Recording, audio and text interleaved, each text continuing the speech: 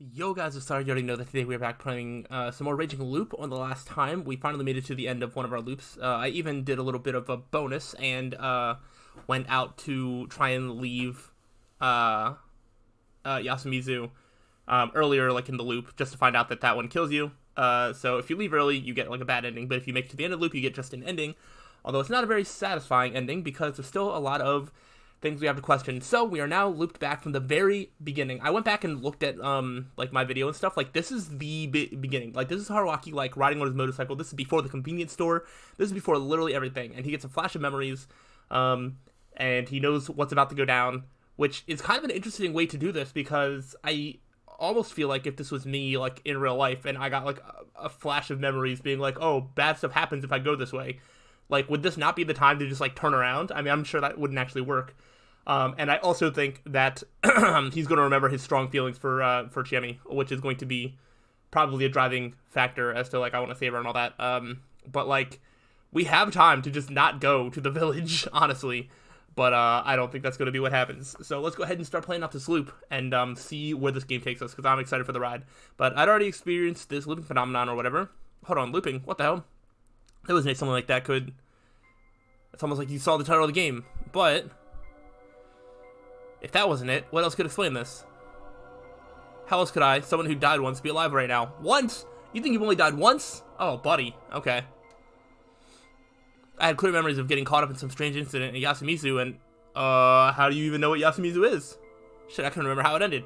It was like this last time, too. My memories were all fragmented. But I did remember that I went to Yasumizu, met the people there, and died. Had I come back here when, or because I died? That was a ridiculous idea, but the pain and fear I felt back then was just so vivid and fresh in my mind that I couldn't simply dismiss it as just a dream or illusion. There was no point in lying to myself. I was here having experienced something that made me sure I died. It was an incomplete memory from the future. I had no idea why I had it, but I definitely did. I had to come to terms with it first and foremost. The gas tank wasn't empty, but my phone couldn't find a signal and was running out of battery, and my throat was a bit dry, exactly like last time.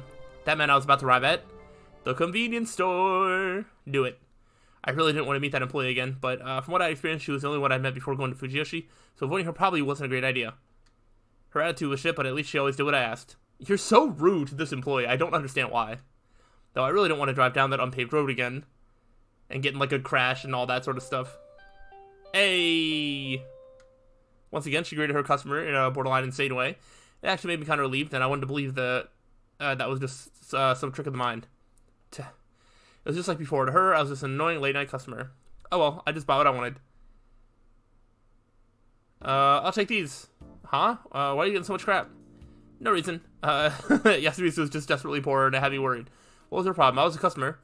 With this much stuff, she had to use the register. Still grumbling, she started scanning the barcodes. When she was done, I paid and asked, I want to get to the nearest settlement. Do you have a map I could look at? Huh? No, we don't. Please, I need it. Just wait. She went through the staff door. It's like she knows that like we know she's lying. It's really funny. Found it. I knew it. This here's the store. Go to the north of the crossroads. You'll find overpass enough. Cross it when you get back to the fork. When you come to a fork next to a giant boulder, turn right and head straight. That's just a forest, isn't it? I knew that it was. There wasn't even a paved road there. Why'd she recommend the road anyway? If I'd crashed and died, it'd be homicide by negligence. This is a settlement. It's just not on the map. That wasn't a lie. It wasn't weird for Yasumizu to not be on the map. It was a nearly abandoned settlement in the middle of nowhere. Why'd she know about it? Did she live in Kami Fujiyoshi or something? That sounds like it'd be bad for my bike. What about this place? Fujiyoshi. It's a 2-hour drive through a shitty mountain path. Can I write that down? Sure. Where's the other closest town? Past 2 mountains. Man, I couldn't make any sense of the local distance measurements. I don't recommend going wild around these parts at night. Oh, actual consideration. Though it was hard to be grateful. She was the one who pointed me in the direction of that shitty road in the first place. Turning back takes courage, too. Turning back, huh? I'll think about it, thank you. Thanks for coming or whatever. Oh, by the way, got any interesting local drinks? I didn't see any in the drink aisle. Well, we don't have any. I just thought you might have something in the back. Like hell we would. Could you at least check? Oh, you're really one of those annoying customers being like, I don't see the stock now. Can you check in the back? Like, no, they don't have it stocked. They don't have it stocked. For the purposes of this game, they might have something, but like, please don't ever be that annoying customer. If they don't have it, they almost never have it in the back. Like, that's not how stuff works. Just wait. But of course, for this game, it's going to work. Found it. Seriously? She brought me a 500cc bottle. What is that with the black liquid inside? I don't know what that measurement is. The label looked written by hand and said Wild Plant Cola. I expected nothing and got something huge. This place was amazing. Oh, sorry, but I got quite a lot of stuff. Do you have a rubber rope I could hang on my bike to hold it all? This ain't a hardware store. I'd be happy if you just looked. Just wait. Can you check in the back again? For your rubber rope and your map and your wild plate cola. Found it. Seriously? Well, since we come this far, I have a list here. I think you can see if you have anything on it. What the hell? You got a death wish or something? Are you saying you'd kill me? Please, I just want to have a look. Wait here. Thanks. We had it all. What the hell is this place? Oh, I felt like she was about to kill me, but I successfully came out with pretty much all I needed. What was the sound effects of us, like, fighting and something crashing? What the heck? That it's made a run for it. I opened up the weird wild play cola. Looking up at the noisy light trap above, I took a sip. It was cool, intense, and had a strange grassy flavor, but wasn't too bad at all. I expected something totally gross, but it was actually a legit drink. Slightly disappointed, I looked at the ingredients. Cola and plant extract. Hold on. Cola is an ingredient? It is buy cola and mix it in. And plant extract could be anything from fruits to poisonous plants. What the hell, was this even safe to drink? Well, at least it tasted good. It was probably smart to just turn around and drive away. Entering Fujiyoshi means death. Turn back. Perhaps that was what the loops were trying to tell me. Maybe I ought to listen. But was it really that easy? I had no real grounds for this, but if the cause of the strange phenomenon was somewhere in the village, perhaps I couldn't break out of the loop until I solved the mystery behind it. Yeah, I was going to say, we now have no other choices before the convenience store, and unless they're about to prompt me with the choice before I get to Yasumizu, then I think we're stuck into this loop until we figure out literally everything. What would happen if I left then? Would I go on and live the rest of my days only to die and come back here? Would I return to youth after years of being old? That part didn't sound half bad, actually. But was it really something I could just accept so easily? This was just speculation. But what if I actually hadn't moved an inch from that mountain pass? Was everything from then, now, and until death just an antemortem fever dream, and dying again would just bring me back there? If that was how it was, everything I do with my life from this point on would be meaningless. Maybe I really should move on after taking care of whatever was binding me. Also, how could I leave something so strange, unnatural, and incomprehensible and just return to the city? Oh, so I do have options, and I have a feeling that we have to end up enter Fujiyoshi through the normal route, pass by Fujiyoshi, turn back. I feel like some of these are going to get me killed, but I kind of want to explore the ones that are going to get me killed just so I can sort of fill out my endings. And maybe there'll be some sort of key of information that we can get, because there is one on this chart. I'm going to keep referring to it multiple times. Not that one, this one that needs like 4 different keys. And so I should be trying to die in as many different ways as possible, just in case I unlock some sort of key. So what I think is definitely not going to give me progress is going to be to turn back. So I'm going to choose that one first and see where that takes me. Until I finish my drink, the thing guiding me was my good sense, otherwise known as opportunism. Man, what a weird experience that was. It'd make a good campfire story once I made it back to where I belong. I pushed aside my sense that something wasn't right, my anxiety and my fear, and straddled the seat of my bike. Well, there was another way to look at this. I could try and see whether ignoring it all and running away would actually work. I feel like it's not. I'm probably going to die somehow, and then it's just going to restart the loop. That's my assumption. After all, this might end up being the only way to solve the problem. It's to just avoid it entirely. I turned the key, opened the throttle, pushed the signal to the left, and connected the clutch. Away I went, starting with a left turn. Anyway, I'd go back up the mountain path. I've had enough of this ride. I'd return to civilization, eat some normal food, get some decent sleep, and live my boring everyday life. Just recognizing how precious those things were more than enough for me. That made this trip all worth it. A dense mist drifted into view. Oh! So the mist still gets me no matter what. Interesting. And then I crash. Oh, do I die here? Yeah, okay. That one's just as simple. Bad ending number 6. Watch hint corner. I shouldn't need to watch the hint corner. It's just gonna say, hey, you can't leave this problem. Guess it was just a dream, right? Whoops, not the menu. Alright, start over. Alright, so we didn't get anything. Well, we did get an ending. I don't know if there's anything in this game that keeps track of all the endings that you get. But hopefully it does. Okay, so let's go here. Let's go ahead and choose the route. It was probably smart to just turn around and drive away. Entering Fujiyoshi means death. Turn back. We're trying to tell me. Maybe I ought to listen. But was it really that easy? I had no real grounds for this. Okay. Alright. So entering Fujiyoshi is what we're going to need to actually progress the game, which means that we now need to choose... Oops. Whoa, I almost picked turn back again. We're going to pass by Fujiyoshi. Yeah, we're going to pass by it. Either we're going to get forced in, or the same thing's going to happen where we're just not able to avoid it. So I want to just try and choose all the wrong answers first. As I finished my drink, the idea was barely different from just turning around and leaving. Maybe I could just pass it by. I was curious what would happen if I ignored Yasumitsu Fujiyoshi and the clerk's warning and simply drove on past. Wait, why would anything happen? I just continued down the road, right? Why did I feel so uneasy then? After thinking for a moment, I arrived at a mindset of eliminating whatever option seemed wrong. My guess was that this wouldn't take care of the root of the problem. But I was the type who wouldn't believe that until I tried it myself. Even the game's calling me out. It's like, hey, you know this isn't going to do anything, but you're still picking it anyway. I turned the key, opened the throttle, put the signal to the left, connected the clutch. Away I went, starting with a right turn. I think I'm just going to crash and die again. The tense mountain path continued for a while, though I didn't feel like falling asleep. I was definitely becoming more and more exhausted, both mentally and physically. Even in this jacket, the force of the wind going by was doing a number on my body, especially as I kept onward for over an hour. I did, however, see a sign above my head that said Fujiyoshi. As I decided, I just passed it by, never coming close to Come Fujiyoshi or Yasumizu. Now I just passed the two mountains and reached the town I was told about. Perhaps I should have been more suspicious of the fact that I'd stopped acting on my heart after that. Maybe I was just so tired I couldn't even make such decisions. I can only remember noticing a strangely dense mist surrounding me, yep. But that was when my brain lost all capacity for perception or judgment. And crash. There we go. Is it the same bad ending? Bad ending number 7. Hey, alright, let's go. Watch hint corner? No, I don't need to watch the hint corner there. Actually, wait. Is there somewhere in here that, like, so that's just like the dialogue log. Yeah, okay. It keeps track of the keys, but I don't think it keeps track of the endings. Oh well. I guess in my mind, I'll just try and keep track of all the endings. I wish there was something. Well, I guess the chart technically kind of shows you like where you die at. So I guess that kind of helps. But I was like, I wish there was like a list of like endings. Maybe get an achievement for getting literally every single ending.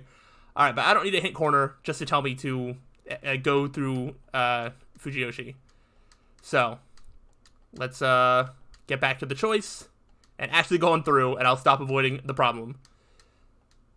But yeah, let me know. Do you get anything for like getting all of the endings? Is there a list somewhere, even if it's on like the main menu or something? Because that would be really nice. But all right, let's go ahead. Let's at least get to the village and all that. As I finished my drink, made my decision, I returned there. I faced that tragedy again. Of course, I was curious about this looping phenomenon, but I did recall what I thought during my final moments. It was something like, if only I'd handled this better. And for better or worse, this weird looping phenomenon had given me a chance to do just that. If I went about it all a bit better, perhaps I could get a better ending.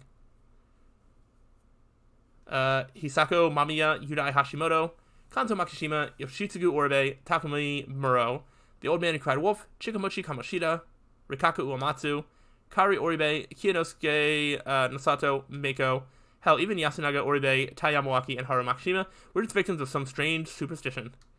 But I, Haruaki Fusaishi, could not delude myself. I was no hero, I had no powers, no convictions. I was just a dilettante, whatever that is.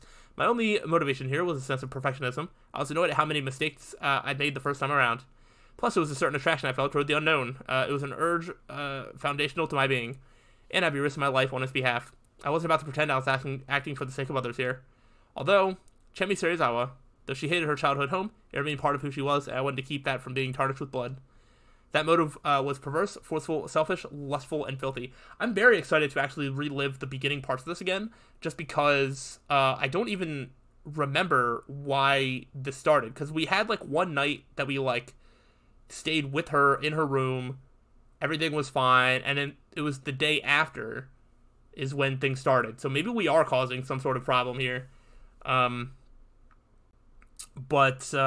so it seems like it took like at least a day or two for like the mist to settle in and start doing that. So I wonder if we're the cause of that or what. And I couldn't let myself forget any of that.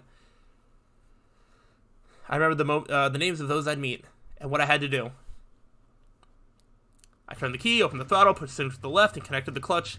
Away I went, starting with a right turn. You'll find an overpass soon enough. Cross it. When you come to a fork next to a giant boulder, turn right and head straight. I quickly came across it. I could clearly remember this overpass. The large boulder wasn't new to me either, but I wouldn't take that route this time. I just kept on driving, not lowering my speed for a moment. Full speed ahead. But if we go in a different way, are we not going to run into Chiemi the same way? I feel like we're not going to get that same initial connection, but I don't know. I drove on the winding mountain path. Strangely enough, my fatigue, though present, wasn't too bad, and my head was perfectly clear. I knew which route to take without even looking at the copy of the map. Or maybe I'd driven through here before? Perhaps this wasn't the first choice I made, but one of many? I couldn't be sure, and since my memories were so incomplete, nothing was certain. Still, they'd be an asset in the fight ahead. I wasn't going into this unarmed. I could no longer see the moon. If those memories held true, the rain would begin soon. I drove in darkness, but I could still make out a sign above me. The road wasn't wide, but I decelerated and somehow managed a U-turn. There were no other cars, so no one would complain. I'm glad that it specified that. I returned and looked at the sign. It said that driving ahead would have led me to Kachihara, while by turning right, I'd find myself in Fujiyoshi. Finally. It was already past midnight, but actually earlier than I thought. A 30-minute drive from this point would lead me to Fujiyoshi, or rather, Kama Fujiyoshi, the place that wasn't too popular among Yasumitsu's people. Oh! So once we get these three keys, maybe that's going to let us go to Kama Fujiyoshi. That is super interesting. Which keys do I have now? Is it just 4? And I don't think we have 5, 6, or 7, right? We have 2 and 4. Okay, so 5, 6, and 7. Ooh, so I was thinking that 20 was going to be the next key that we get, but maybe we're going to get a couple of keys here to make this choice to go to Kama Fujiyoshi. Or at least get another choice. That is interesting. Okay, enter the village. Good to know. Oh, a house. My time estimate was more or less right. After 30 or so minutes, I began seeing houses between the hills and the trees. I eventually left the forest and could see as well as anyone could in the middle of the night. It was already raining, and I knew it'd only get worse. I had to do something before that happened. There were next to no city lights, and not a single house I could see was lit up either. However, unlike Yasumizu, the destitute place where most of the houses had been built from wood, the houses here were modern. Oh wait, are we not going to Yasumizu? The road was well paved too. I could even see some bus stops and vending machines, emphasizing that this was modern Japan. Even if they have an inn or something, I doubt they'd accept someone barging in so late. Some would think there was a way for me to at least get a roof over my head, but I knew that was just a city dweller misconception. Same went for the idea that rural folk were nice enough to let you stay if you just asked nicely. That was just pure delusion. In actuality, rural areas were subject to local legends and traditions, with many of the residents believing good, peaceful lives were only possible thanks to their protection.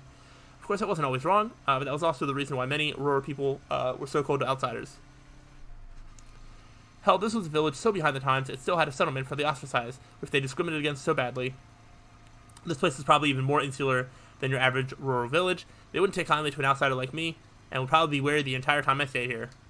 I can only imagine how strongly they'd react if some brown-haired man suddenly drove in on a bike and, is that not what you're doing? I was like, you're literally driving a bike and probably disturbing the peace around here.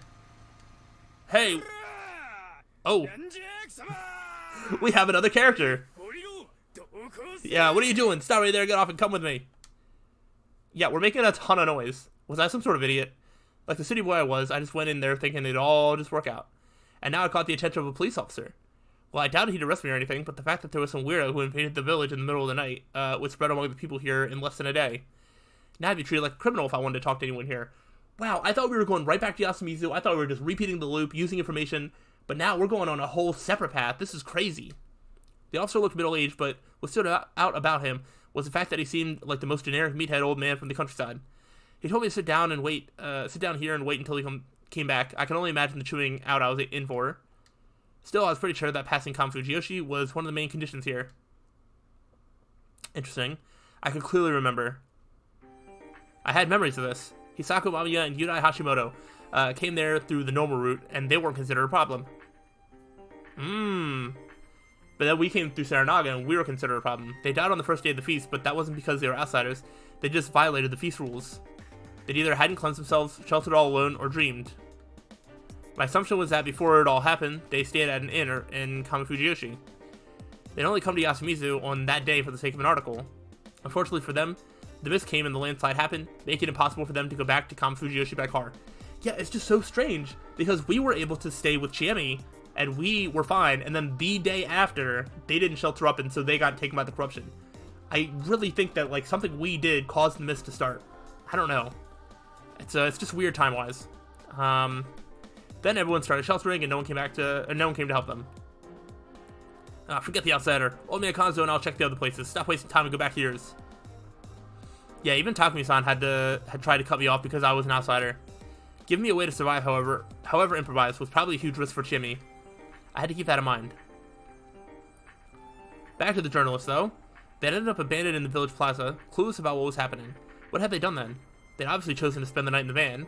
I had no idea how Hashimotoshi and Mamiya-san fit in there together, but since they hadn't slept alone, they'd broken the shelter rule. Hell, I wasn't sure if the van was a valid source of shelter to begin with, even if locked. That was probably why Hashimotoshi's body was found with the van. And since Hisako Mamiya had probably roamed around at night, she'd broken the dream rule. I had no idea why she'd gone outside, but it could have been something simple such as nature calling or a search for a better place to sleep. Of course, as a journalist, she might have smelled a scoop in this ominous village and gone out to gather info. Not to mention they couldn't have taken a bath in their situation, so they obviously hadn't cleansed themselves. And so she died at the hands of that thing. Now, about what happened to me. I died once after leaving the outdoor toilet. Dying because I'd gone outside was understandable, but honestly, I wasn't sure if that toilet even counted as inside. I bet that it didn't, except for it did, because once we stayed in there, we were fine. And of course, I hadn't bathed or slept, so I broke all the rules. And yet, I'd survived. What made my situation different then? It was whether I'd been found by that thing or not. Upon seeing me, it recognized me as a rule breaker and executed me. So if it doesn't see you, it can't execute you. But when it hadn't found me, I survived despite breaking all the rules. That meant that the sheltering law was simply a method meant to keep the werewolf-like thing from finding you. The time I survived, it tried to force its way in but failed. Nothing had happened to me because I was locked in, but if the lock was broken or something, I'd have been found and killed easily. Basically, you could avoid the monster by just properly locking yourself in somewhere. Interesting. Meiko was proof of that. She was the lost child who'd come from the hated Serenaga, but she'd survived all the way up to the end without succumbing to the corruption. That meant the important thing there was to get a lockable residence in Yasumizu with a bath. And that was exactly why arriving via the normal route was necessary.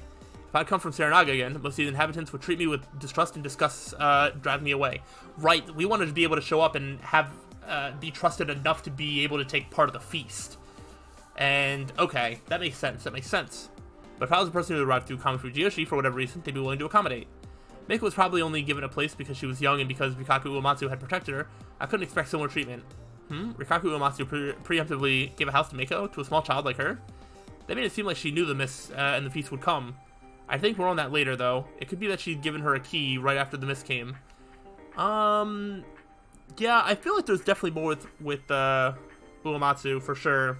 Just because we never really got a full clarification on that thing that she was turning into. Like, did she just break a rule and then get corrupted, or does she know more things? I'm not entirely sure. Anyway, if I could be like Meiko and get a proper place I could stay in, I'd have the right to participate in the Feast of the Omi Purge. I'd be able to listen to the talks myself instead of relying on Shiemi, and be able to contribute my own thoughts. I'd also learn much more about the feast. That'd mean a lot, considering that some people there, especially the elders, wouldn't want to talk about Yasumizu's problem to those outside the feast. A part of me wanted to avoid another tragedy, but the part of me that wanted to find out what was behind this mystery was equally strong. That monster and the thing that allowed me to still be here, this looping phenomenon, were the main mysteries here. Though I did have some questions about the monster. It hadn't found me when I locked myself in the toilet. It was probably just curious why it was locked. Couldn't a monster with a wolf head just track me by scent? Why did it half-ass the job? Its failure to eliminate me only made the inhabitants more suspicious of me. There were no feast laws regarding outsiders. That was why it was best for us to just not be present. Looking at the current laws, those who didn't have a place to stay were outsiders and they had to be removed because of that. The system worked fine for the most part, but then there was me, a proper breach. If that monster meted out the corruption, it was on the side of Great Lord Shinai. As such, it should have used some divine powers or whatever to address the problem. Also, it seemed to me like they'd had the power to unlock doors. Man, this was getting confusing. Last time, the wolves were Yasunaga Oribe and Tai Yamawaki. According to the legend, they had been replaced by wolves who'd come back from the dead, but their story was completely different. They said they were normal people who had wolves as their guardians. That meant that the thing couldn't have been Yasunaga-kun or Tai-san. It was more like an agent of the same side as whoever granted them their powers. Ooh, okay. So they're not, like, transforming into wolves. I had no idea why they were granting the protection of the Guardians, but from what I could tell, Guardians were like fragments of divine power. And if you were on the same side as the one who granted those powers, couldn't you just use the unlocking power whenever you wanted? Why would a supernatural being make such a careless mistake? Any assumptions made beyond this point would just be grasping at straws and biased by observations. I'd just stop here for now. Anyway, it was imperative I got myself a place to stay. Alright, we're going to try and get ourselves a place to stay on the next time. We actually have to get into the village first, and I think we're, like, detained or something by the police officer. So, yeah, we got to get out of here and then get to there. So, we'll see how that works out for us. But I'm looking forward to seeing how this all goes. I think things are going to be a lot different because we're not going to immediately make a connection with Shammy in the same way, because she's not going to like rescue us and then give us a place to stay and hang out with us for like the whole night and get drunk and all that. Like, a lot of that initial bonding is like gone. So we're going to know so much about her, but she's going to know nothing about us. And I don't know if we're going to be able to get the same sort of trust. However, I'm sure it'll all work itself out, and I'm interested to see how Haruaki goes about this. So, I'm going to go ahead and get out of here, and I will see you all next time. So till then, peace out.